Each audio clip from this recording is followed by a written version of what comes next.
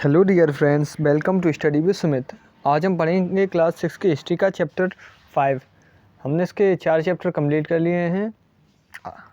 उसकी लिंक मैं डिस्क्रिप्शन में डाल दूंगा, आप लोग पढ़ लें। हमने ज्योग्राफी के भी 4 चैप्टर कंप्लीट कर लिए हैं, उसकी भी लिंक मैं डिस्क्रिप्शन में डाल दूंगा। आज हम पढ़ेंगे 5वां चैप्टर। आइए स्टार्ट करते हैं। 5वां चैप्टर है, क्या बताती हैं हमें किताबें और कब्रें। आइए इसे हम उसी तरह पढ़ेंगे जिस तरह हमने पिछले अपने 4 चैप्टर कंप्लीट किए हैं।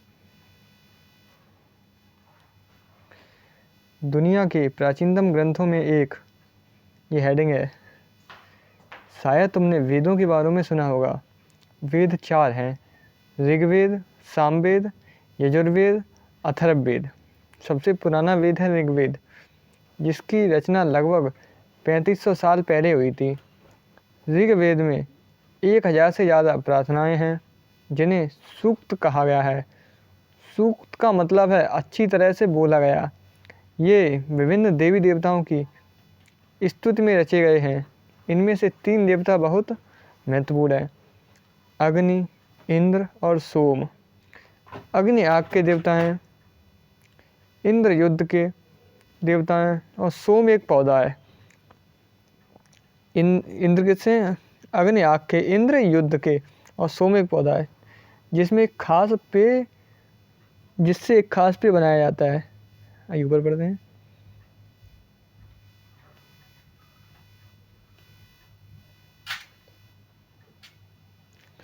वैदिक प्रार्थनाओं की रचना ऋषियों ने की थी। आचार्य विद्यार्थियों को इन्हें अक्षरों, शब्दों और वाक्यों में बांटकर सस्वर पाठ द्वारा कंठस्थ करवाते थे। अधिकांश सूक्तों के रचयिता सीखने और सिखाने वाले पुरुष थे। कुछ प्रार्थनाओं की रचना महिलाओं ने भी की थी। ऋग्वेद की भाषा प्राक संस्कृत या वैदिक संस्कृत कहलाती है। क्या कहलाती है ऋग्वेद की भाषा? प्राक संस्कृत या वैदिक संस्कृत। तुम स्कूल में जो संस्कृत पढ़ रही हो उससे यह भाषा थोड़ी भिन्न है। आइए अब ये पढ़ते हैं। संस्कृत और अन्य भाषाएं।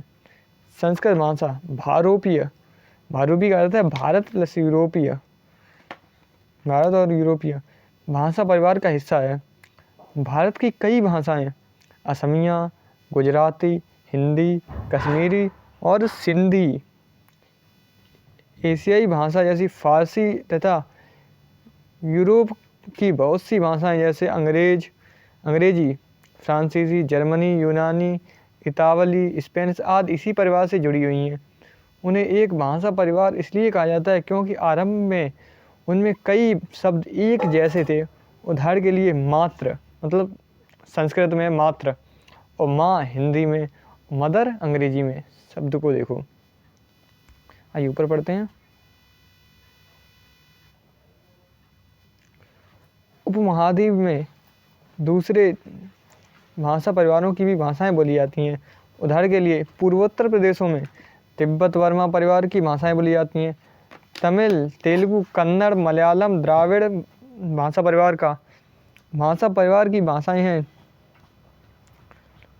जबकि झारखंड, मध्य भारत में कई हिस्सों में बोली जाने वाली भाषाएं और ऑस्ट्रो एशियाटिक परिवार से जुड़ी हुई हैं। आइए ऊपर पढ़ते हैं।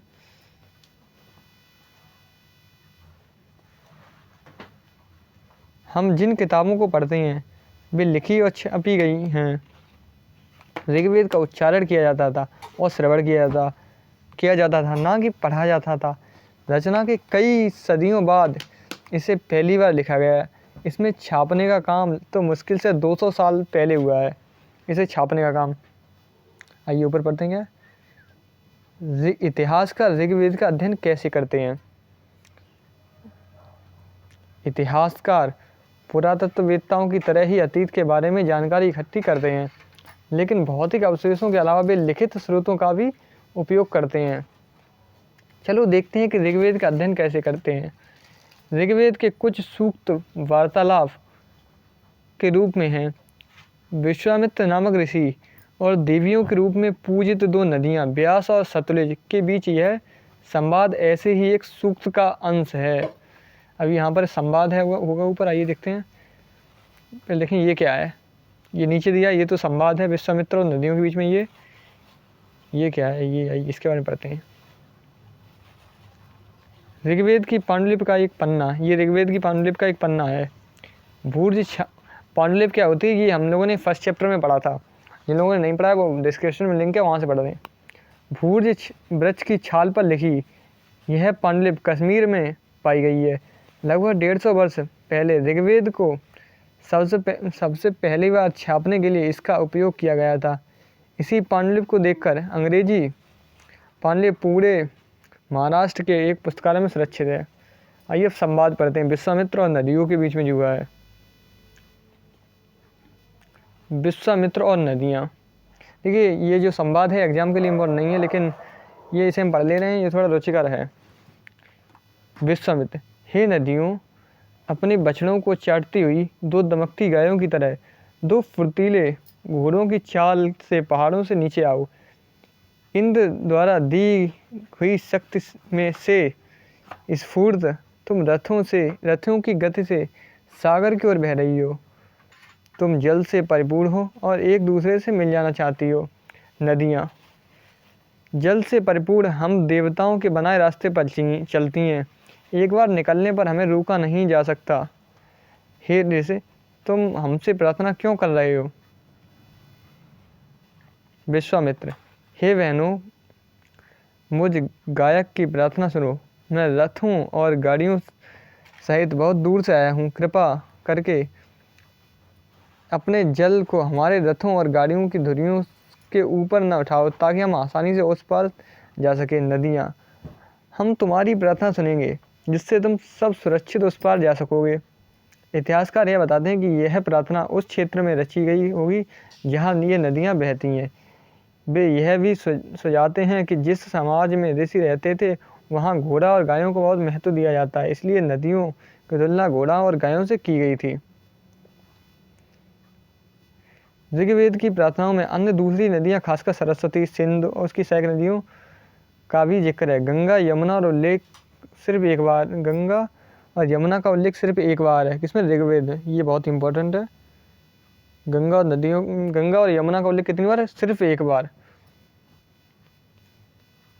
आप हमारे चैनल से जुड़े हैं, हम आपको शॉर्ट नोट्स भी इसके प्रोवाइड करवाएंगे। चैनल को सब्सक्राइब कर लें। जब ये एनसीईआरटी कंप्लीट हो जाएगी उसके बाद आपको शॉर्ट नोट्स प्रोवाइड करवाएंगे। आइए पढ़ते हैं।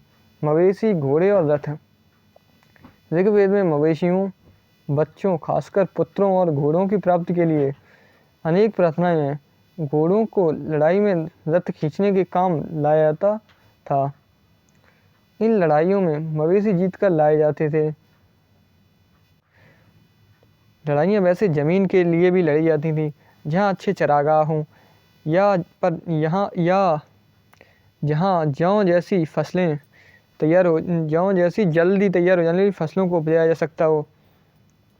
कुछ लड़ाइयाँ पानी के स्रोतों और लोगों को बंदी बनाने के लिए लड़ी जाती। यहाँ बताया गया कि लड़ाइयाँ किस लिए लड़ी जाती थी। और लड़ाई ज़्यादातर जानवरों के लिए लड़ी जाती थी और ज़मीनों के लिए, और अच्छे चरागाह हों, जौ जैसी अच्छी फसलें हों, इसलिए लड़ाइयाँ लड़ी जाती थी। आइए ऊपर पढ़ते हैं। युद्ध में जीते गए धन का कुछ भाग सरदार रख लेते थे तथा कुछ हिस्सा पुरोहितों को दे दिया जाता था। शेष धन आम लोगों में बांट दिया जाता था। कुछ धन यज्ञ करने के लिए भी प्रयुक्त होता था। यज्ञ की आग में आहुति दी जाती थी। ये आहुतियाँ देवी देवताओं को दी जाती थी। घी, अनाज और कभी कभी जानवरों की भी आहुति दी जाती थी। ये बताया गया कि अनाज को, मतलब जो धन जीतते थे युद्ध में, उसे किस प्रकार उपयोग करते थे, उसका वर्णन दिया इसमें, इस पैराग्राफ में।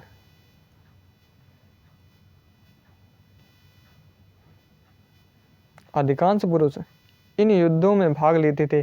कोई स्थायी सेना नहीं होती थी, लेकिन लोग सभाओं में मिलते जुलते थे और युद्ध व शांति के विषय में सलाह मशवरा करते थे। वहाँ ये ऐसे लोगों को अपना सरदार चुनते थे जो बहादुर और कुशल योद्धा हों।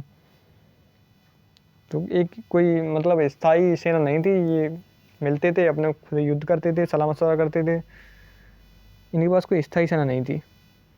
ये अगला पढ़ते हैं। लोगों की विशेषता बताने वाले शब्द।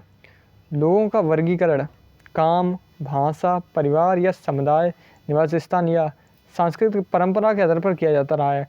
ऋग्वेद में लोगों की विशेषता बताने के लिए कुछ शब्दों को देखा गया है। ऐसे 2 समूह हैं जिनका वर्गीकरण काम के आधार पर किया गया है। पुरोहित, जिन्हें कभी कभी ब्राह्मण कहा जाता था, तरह तरह की यज्ञ और अनुष्ठान करते थे। दूसरे लोग थे राजा। ये राजा वैसे नहीं थे जिनके बारे में तुम बाद में पढ़ोगी। ये न तो बड़ी राजधानियों और महलों के में रहते थे, इनके पास न सेना थी और न ही कर वसूलते थे। प्राय राजा की मृत्यु के बाद उसका बेटा अपने आप ही शासक नहीं बन जाता था। मतलब जो राजा थे इस समय में, उसमें वो राजा न तो बड़े बड़े महलों के थे, उनके पास सेना नहीं थी, ना वो कर वसूलते थे, और उनकी मृत्यु के बाद उनका बेटा राजा नहीं बनता था। आइए ऊपर पढ़ते हैं क्या दे रखा है।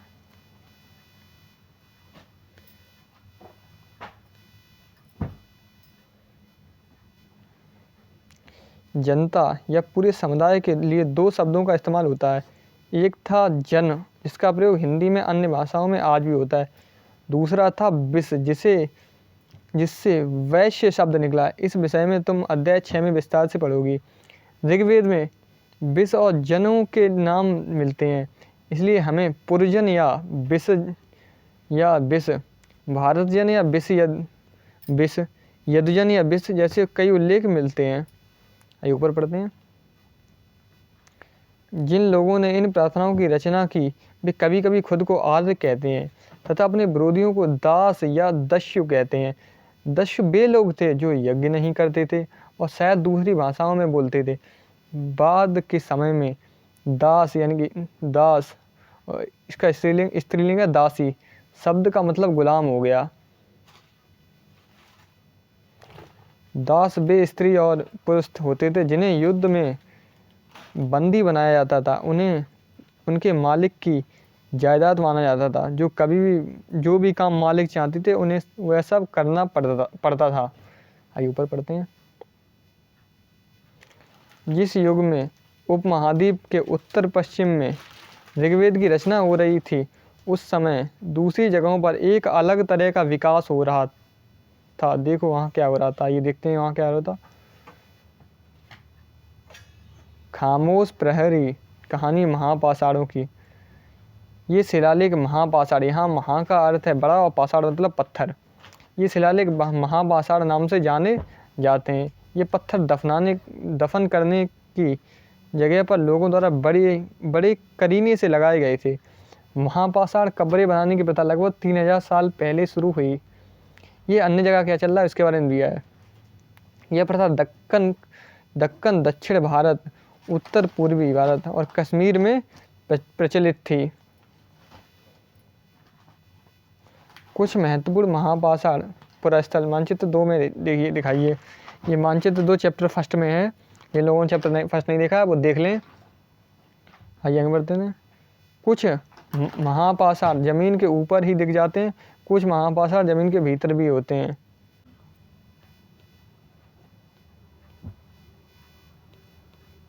ये महापाषाण की कब्रें हैं शायद। ये क्या लिखा है देखते हैं। ऊपर इस तरह के महापाषाण के ताबूत, जिन्हें शिष्ट कहा जाता है, दिखाए गए हैं। ये है महापाषाण के शिष्ट, एक पोर्ट होल, बड़ा सुराख जो शायद पत्थरों से बने हुए कमरे में जाने का रास्ता है। आइए पढ़ते हैं ये क्या लिखा है। कई बार पुरातत्वविदों को गोलाकार सजाए हुए पत्थर मिलते हैं, कई बार एक अकेला खड़ा हुआ पत्थर मिलता है। ये ही एकमात्र प्रमाण है जो जमीन के नीचे कब्रों को दर्शाते हैं।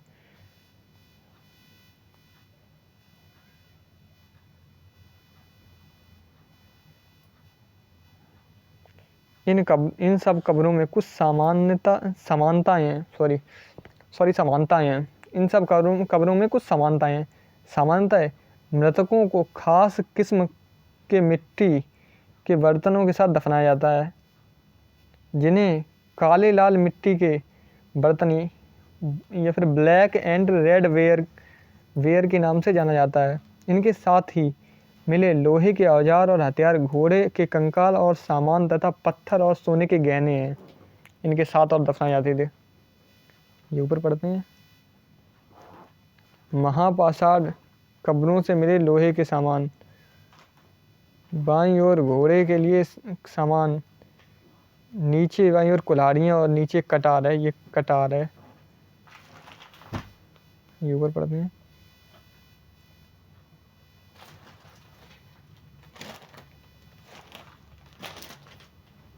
लोगों की सामाजिक असमानताओं के बारे में पता करना।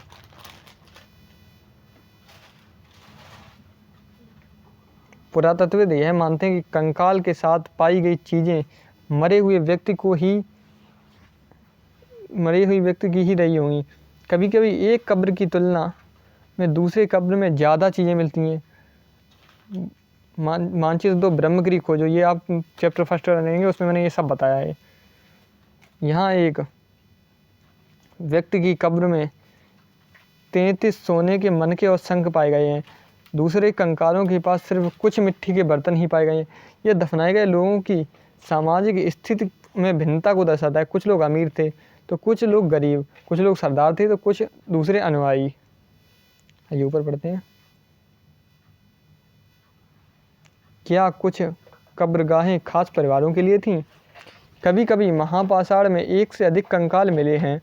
वे यह दर्शाते हैं कि शायद एक ही परिवार के लोगों को एक ही स्थान पर अलग अलग समय पर दफनाया गया था। बाद में मरने वाले लोगों को पोर्ट होल के रास्ते कब्रों में दफनाया जाता था। ऐसे स्थान पर बोलना का लगाए गए पत्थर या चट्टान चिन्हों का काम करते हैं, जहाँ लोग आवश्यकता अनुसार शवों को दफनाते हैं। मतलब एक ही स्थान पर कई शव अलग अलग समय पर, जैसे एक शव दफना दिया, उसके 6 साल बाद या फिर 5 साल बाद कोई दूसरा व्यक्ति को दफना दिया, फिर उसी स्थान पर दफना दिया, ऐसे। आइए ऊपर पढ़ते हैं।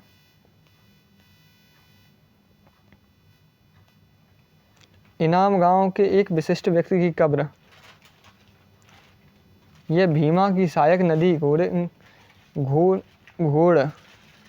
घोड़ के किनारे एक जगह है। इस जगह पर 3600 से 2700 साल पहले लोग रहते थे। यहाँ वयस्क लोगों को प्राय गड्ढे में सीधा लिटाकर दफनाया जाता था। उनका सिर उत्तर की ओर होता था। कई बार उन्हें घर के अंदर ही दफनाया जाता था। ऐसे बर्तन जिनमें शायद खाना और पानी वो दफनाए गए सब के पास रख दिए जाते थे। आइए ऊपर पढ़ते हैं। एक आदमी को 5 कमरों वाले मकान के आंगन में 4 पैरों वाले मिट्टी के एक बड़े से संदूक में दफनाया गया है। बस्ती के बीच में बसा यह घर गांव के सबसे बड़े घरों में एक था। इस घर में एक अनाज का गोदाम भी था। सब के पैर मुड़े हुए थे। आइए ये पढ़ते हैं, ये क्या है।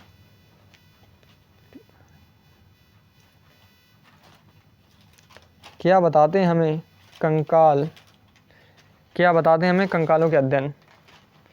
छोटे आकार के आधार पर एक बच्ची के कंकाल को आसानी से पहचाना जा सकता है, लेकिन एक बच्चे और बच्ची के कंकाल के बीच कोई बड़ा फर्क नहीं होता है।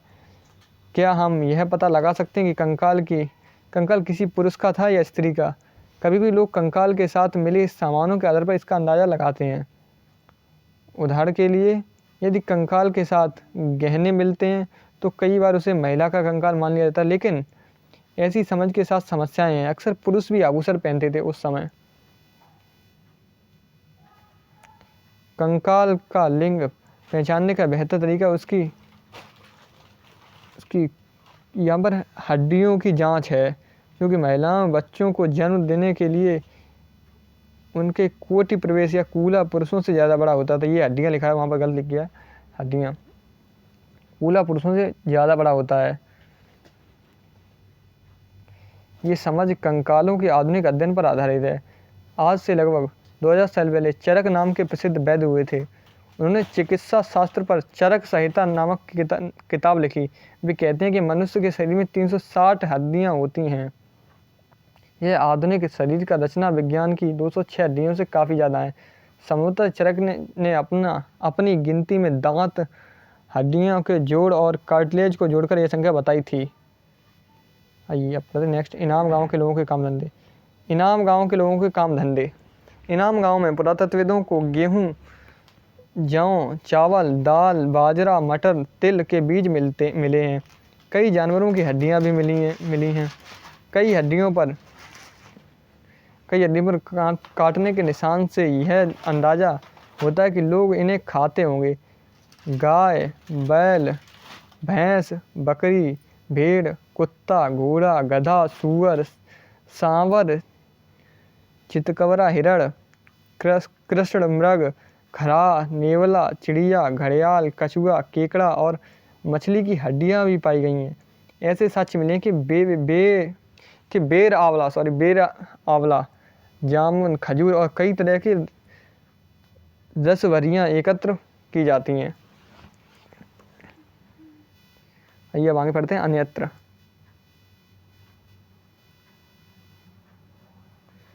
मतलब अन्य जगह पर क्या होता है। लगभग 3500 साल पहले चीन में, लगभग 3500 साल पहले हम यहाँ की लेखन कला के सबसे पुराने उदाहरण पाते हैं।